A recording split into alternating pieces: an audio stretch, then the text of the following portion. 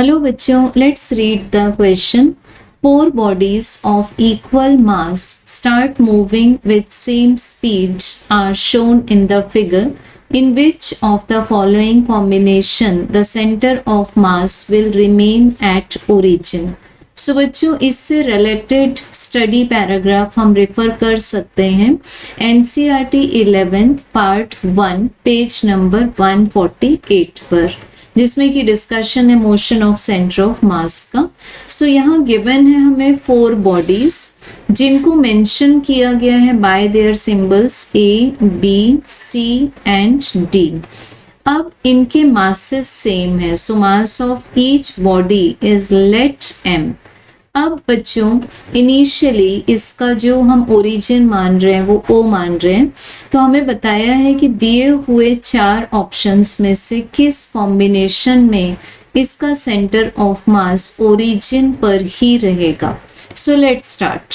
सबसे पहले कॉम्बिनेशन 1 है CD। तो C particle as well as D particle both are moving in the same direction. So C और D के बीच का जो डिस्टेंस है वो सेम बना रहेगा, बट उनका सेंटर ऑफ मास कौन सी लाइन पर लाई करेगा? Along the line which joins particles C and D। तो डेफिनेटली इनका जो सेंटर ऑफ मास है वो इसी लाइन पर लाई करेगा। So this option is not suitable. Second option में पूछा है बच्चों हमें AB कॉम्बिनेशन के लिए।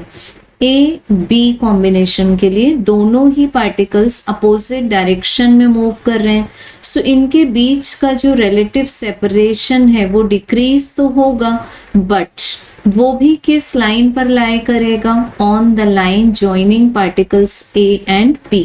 तो ये भी सेंटर ऑफ मास ओरिजिन से रिलेटेड नहीं है, so this is also incorrect. Then third option में हमें बताया है A एंड C पार्टिकल।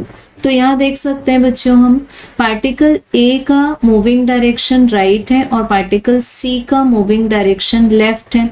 तो किसी भी इंस्टेंट पर, जैसे हम देख लेते हैं A एंड C पर, तो जिस लाइन से हम ये दोनों पार्टिकल्स को ज्वाइन करेंगे उसका सेंटर ऑफ मास ओरिजिन पर लाई करेगा। Now assume A particle comes here, in that time C particle comes here. अब फिर से जब हम इनको ज्वाइन करेंगे तो इनका सेंटर ऑफ मास लाई करेगा O ओरिजिन पर।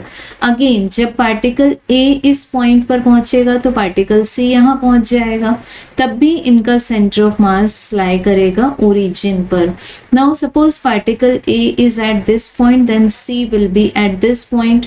Still then particle A और C का जो center of mass है वो origin पर lie करेगा, and on the extreme जब particle C यहाँ पर पहुँच चुका है और particle A यहाँ पहुँच चुका है, still हम जब इनको join करेंगे इस तरह से diagonally, तो origin पर ही इनका center of mass lie करेगा, क्योंकि main point है कि ये equal masses के हैं। So third option is right. अब ऑप्शन नंबर 4 देखते हैं बी डी कॉम्बिनेशन में। सो बी डी कॉम्बिनेशन में B particle is moving towards left and D particle is also moving towards left. तो दोनों पार्टिकल्स पैरेलल चल रहे हैं, बट इनका जो सेंटर ऑफ मास है वो लेफ्ट साइड में शिफ्ट होता जाएगा धीरे धीरे धीरे, जैसे जैसे पार्टिकल लेफ्ट में मूव कर रहे हैं। So BD is also incorrect. So we have correct answer as option 3। Thank you.